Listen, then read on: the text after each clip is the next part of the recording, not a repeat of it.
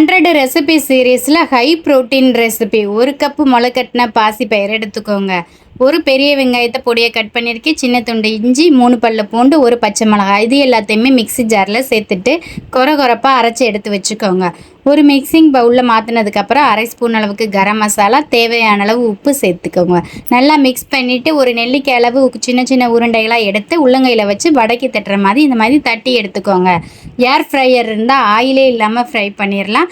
லைட்டாக மட்டும் ஆயில் சேர்த்துட்டு எண்ணெய் நல்லா காஞ்சதுக்கு அப்புறமா மீடியம் ஃப்ளேமில் வச்சுட்டு சேர்த்துக்கோங்க.